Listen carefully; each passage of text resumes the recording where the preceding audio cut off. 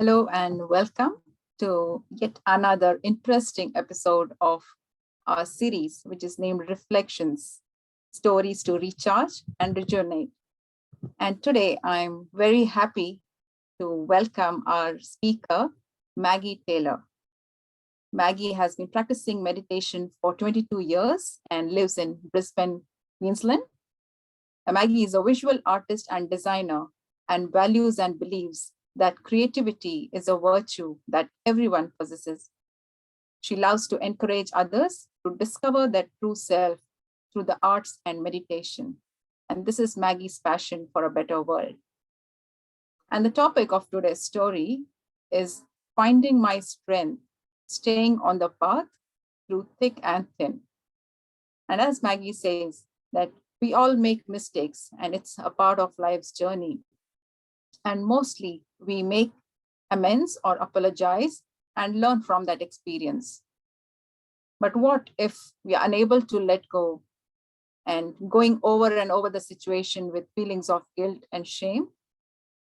And Maggie shares that this happened with her and she thought that she would never get over it. But she used two things to heal herself, which is creativity and meditation. A very interesting story. So welcome, Maggie. And we would really like to know what happened and what was the journey and how did you heal yourself? So welcome once again, and it's over to you. Thank you, Lata. It's a pleasure to be here. Thank you for inviting me. So as Lata said, the topic is finding my strength and staying on the path through thick and thin. And I'd been practicing meditation with the Brahma Kumaris for about 10 or 15 years when this situation happened to me. I was going along on the path with making friends. I had a passion for meditation and studying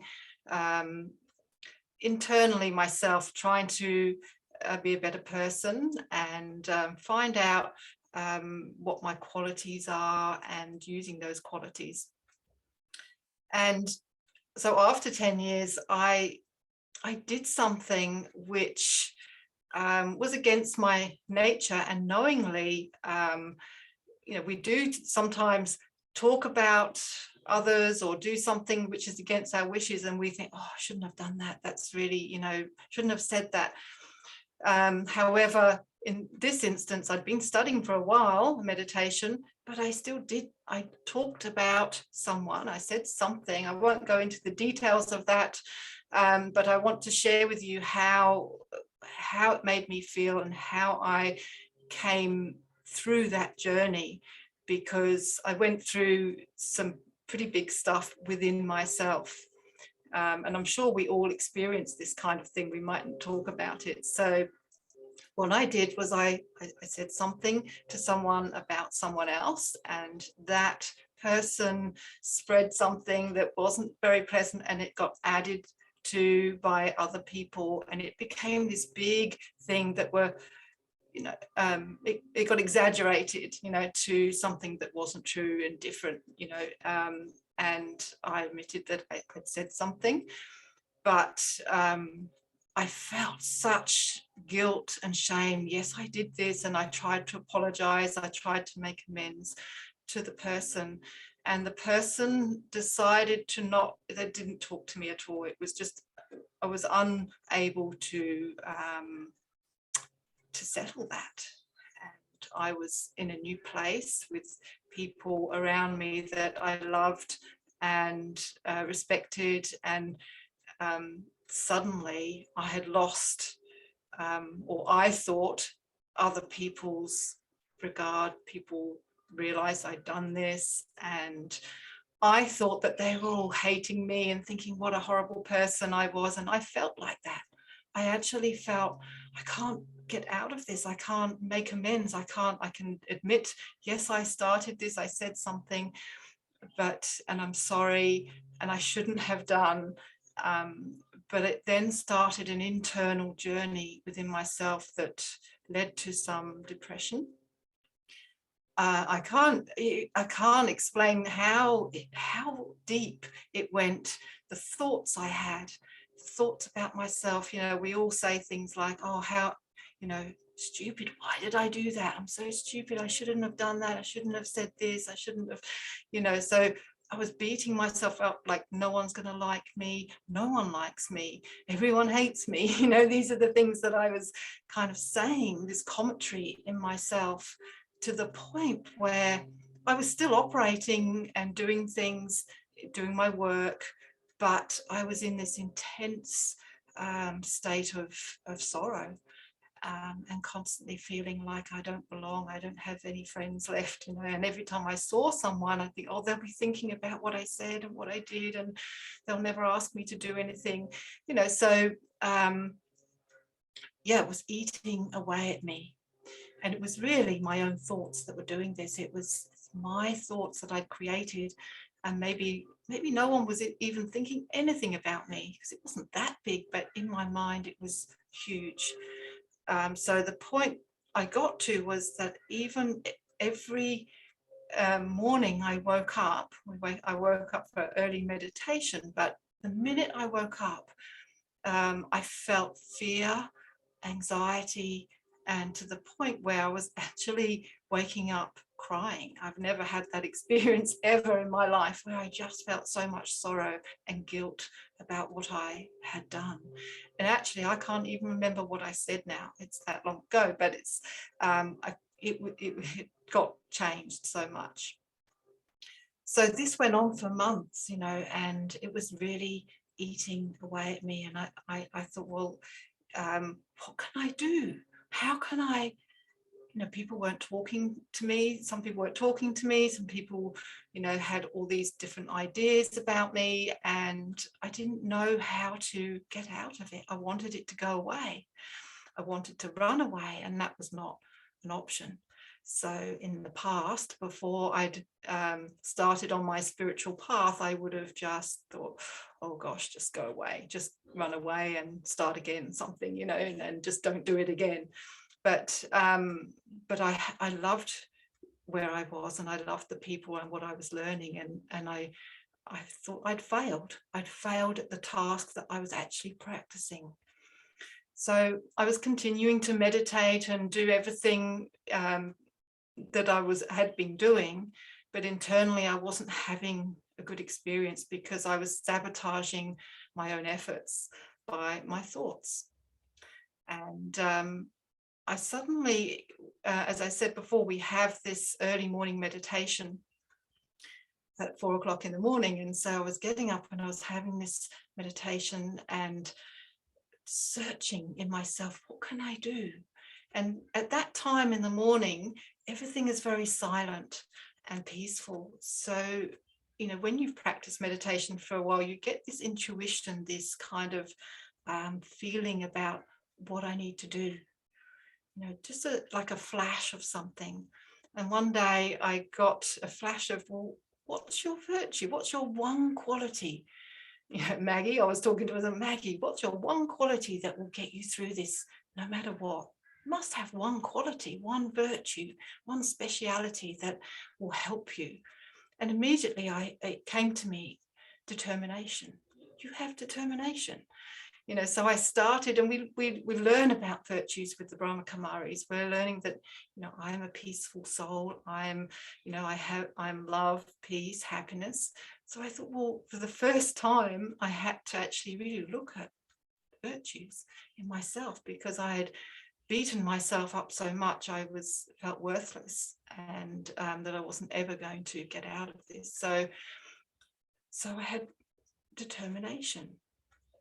And I remembered throughout my life, even as a child, I used to say to me, no matter what happens, keep going, no matter what. That was my slogan, keep going, no matter what. You know, so I thought, yes, I have determination. I can keep going. I can keep going. I have kept going. And so at that point, I realized I had like a tiny, tiny lift of, it was like a power injection. I realized I have something, I can work on this, you know, I can create something new out of this. And so then I looked at, well, what skills do I have? What do I already have that can help me get through this? I can't talk to any of the people involved. I have to do this on my own internally. So I'm an artist. I've done art therapy. I've actually, studied art therapy. I haven't necessarily practiced in it, but I've done lots of workshops using those skills. So I thought I could create my own therapy. I could do some art therapy for myself, and I could make a determined plan to move forward. So then it became like, oh, you know, because when I create something, an artwork, I am excited. And so suddenly I got a little bit more power. And continuing to meditate every morning, I, was feeling like, oh, this is exciting. What could I create? So in art therapy, often it's used with children, and children like toys. So I have used this in retreats where I've got little stuffed toys or small toys and created a scene, and a scene reflecting yourself in that scene, and others that have been in that situation, whatever, the actors, in any difficult situation, you can create it in a sandpit, say, with toys. That's what they use with children. So I thought, why don't I make a scene in my garden with toys, and the actors of this scene, I will name them as a toy and place them as I feel the scene as it happened in my life, as it in real life. So I picked out 3 characters. One was me. It's like a small little doll, sort of like a naked doll, because I felt like I was kind of stripped to the bones in a way from this experience. And I found a wolf. There was a little boy with wolf's clothing on. So that was at the top of this mountain. I found a little space in the garden. It was in the Blue Mountains, so there's lots of moss and ferns, and the weather is fairly extreme at times. And so I made a little area in the garden. So I placed the wolf, and then there was a goblin, and So these two actors are my three actors, and I placed them as they felt in my life. And I thought, I'm going to document this scene. Whatever the weather does to these characters, I'm going to document it like as if it was a play. And I'm going to see myself in this. I'm going to see what happens to these characters, and photograph it every day, and write after meditation in the morning. At 4 o'clock morning, I would meditate, and then I'd photograph and write about, where am I in this scene? What's happening now? It was just a game, and I was getting so excited. I called it the Sitting Duck Cafe, I think, something like that. And because I felt like I was a sitting duck in this, even though I was the creator, I did something wrong for sure. But it just went, it was totally blown out of proportion. So the interesting thing was that the scene started to change quite quickly with the weather. But the wolf that was at the top fell down, and the doll, started to get buried in the leaves, and there's leaves, and until you couldn't see me anymore. And it's exactly how I felt. I felt like I was invisible, and I wanted to sink into the ground, so, and that's what was happening. The weather was making me sink gradually into the ground. The wolf fell over, and actually the person who represented the wolf moved away, and then the goblin fell down, and the goblin moved away. And it actually happened. They fell down, and as they fell down, literally in real life, those two characters moved away. So then I was sort of buried alive in there, and then this was over a fairly long period of time. I was documenting this, and then I disappeared altogether. I wasn't there. I went out to look for myself, and I was no longer there. The doll had gone. And I was, so for a long time I couldn't find it. I thought someone has been in the garden and taken this doll. I couldn't find it at all. And then another morning after the meditation, I saw a magpie dragging something across into a different place, and had the doll. So the doll was being dragged by this magpie. And it's a funny thing, because when I was a child, people used to call me Maggie Magpie. So the magpie has always sort of been a little like a totem symbol. So so the magpie was dragging this doll and trying to stand it up in a different place. And I had this deep realization: Maggie needs to stand on her own 2 feet. Maggie needs to find her strength and recover from this, and move on. It was such a wonderful experience, and I was, it was, my humor had returned, I started to feel so much better. And I thought, what a wonderful experience to see, it was me representing myself and the others, but also me seeing the positive in what was happening. I mean, it happened in real life. They did move away, but then I was standing on my own 2 feet, and I was moving forward and making an effort to think positively. And what I had done during that time, I had made a determined thought to say, whatever happens, I'm not going to think about the past. I am going to be a yes person. I'll carry on doing what I'm doing. I'll keep meditating, and I will stay in the present. So from going through, this depression, I really thought I was having a breakdown at the time, and to go through this whole experience, and the magpie was just, that was an amazing thing. I actually felt, yes, I'm okay. I'm really, really okay. And I was able to move forward and with determination. And so I decided that I would not leave or move until I was happy, until I could happily accept what has happened. I was remorseful. I didn't do the right thing, but I tried to apologize, and I tried to make things better. But the lesson for me was to be able to see how, we create our own thoughts, and I'd created all this negative thoughts and had beaten myself up so much that I felt so much shame and guilt. But there's also, I needed to create positive thoughts and see my values, see my virtues. So, and this is what we're practicing at the Brahma Kumaris, to really know, that I have these virtues, and to use them. And the more I use them, the more they grow, and I was able to see, that I do have skills to get through these situations, because many situations happen to you. It's not all smooth sailing. When we start on a spiritual journey, things do have to come up, and the mud has to come to the surface. So I realized, yes, I have had this habit where I've said things, it was not a good trait, and it's not something I would want to do again. But nevertheless, I am so glad that happened. I am so glad that happened, and I was able to see and work my way through that. So I think, meditation definitely gave me the ability to see clearly and have clarity. If I hadn't have been meditating and sticking with that, then I wouldn't have had that light bulb moment of what's my virtue. And maybe even, if I wasn't meditating, I may have even sunken further.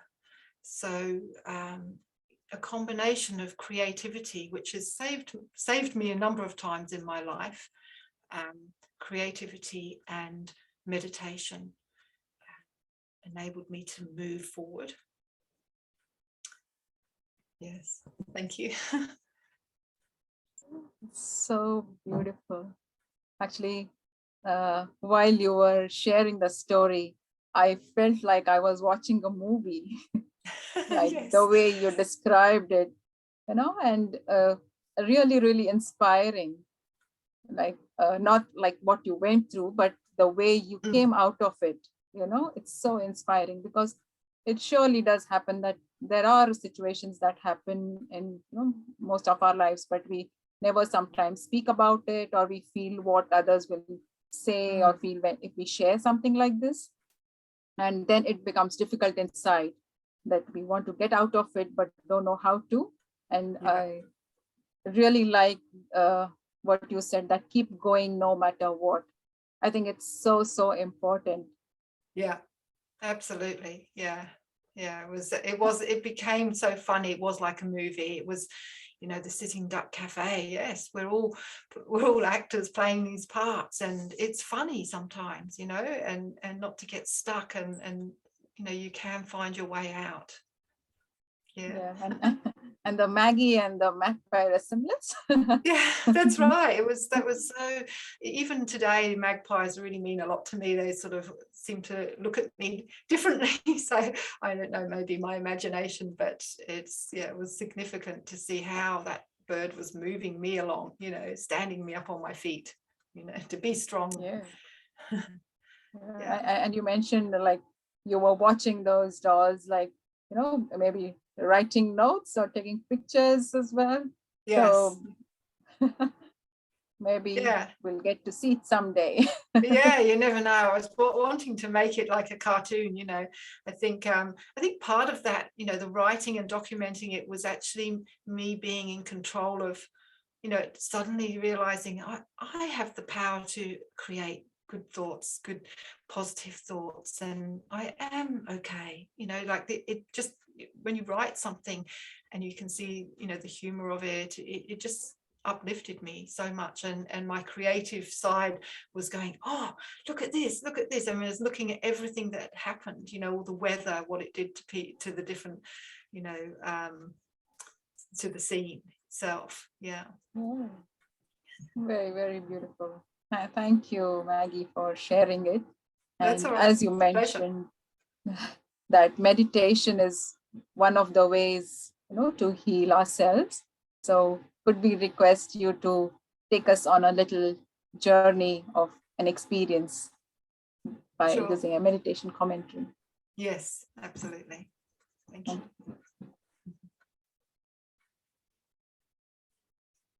So just before I start, meditation is not really not thinking, but it's thinking the right thoughts. The mind slows down when I have positive thoughts. So the mind is always thinking, but it's about having, the right thoughts and creating those thoughts. So let's sit comfortably and relax the body. Breathing easily and slowly. I'm aware of the different sounds around me. Maybe there's a clock ticking. Maybe there's birds singing. Maybe there's traffic noise. But as it gently fades away into the background, my attention is drawn deeper and deeper within myself. It's like I'm sitting in my own sweet, secret place of peace.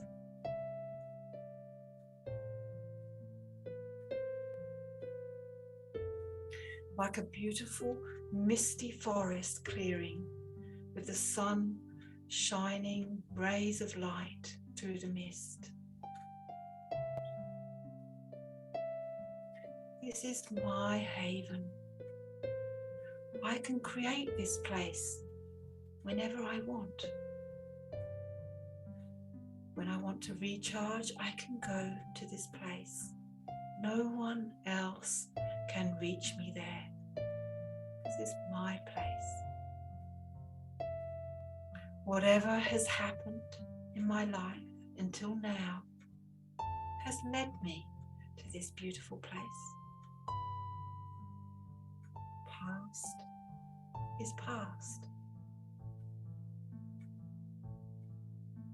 Everything is going to be okay. I am okay.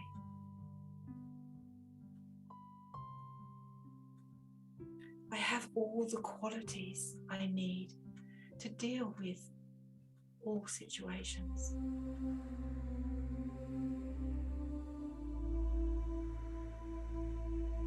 While sitting here in my peaceful forest, I see a tiny little bird flying towards me. It's a little bluebird, no bigger than my thumb. It's flying towards me, and in its beak, it has a golden ball of light. It drops the ball into my open hands. And as the ball falls into my hands, the light spreads all around me, filling the whole forest full of light. And as I look into the golden light, I see a word emerge. This word is my unique quality, virtue, a virtue that I have is unique to me.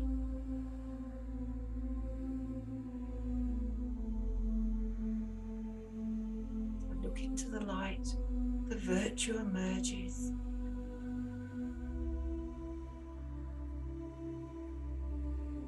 I can use this virtue in times of difficulty. Maybe it's compassion.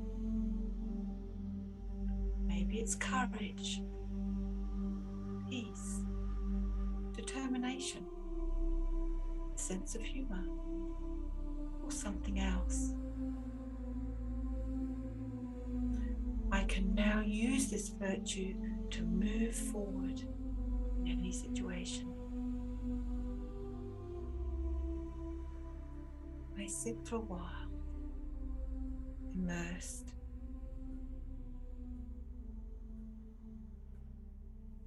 And now gradually bring myself back to the room I'm in,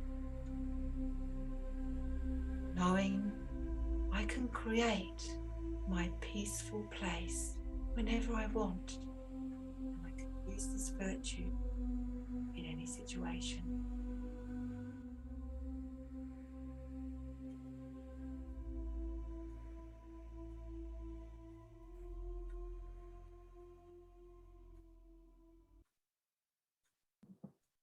Thank you so much, Maggie, for that beautiful experience. Thank you. Thank you for having me. It's been a pleasure being here. Thank you, Ben. Thank you for our online viewers as well who joined us today. And if you would like to know more about Brahma Kumaris, please do visit our website, www.brahmakumaris.org.au. You can contact us, write to us, or look up all our programs and events on this website. So thank you once again for joining in today, and we'll see you again in another interesting episode of the Reflection series. Till then, take care and do remember or realize what our virtue is, one unique speciality. Thank you once again. See you.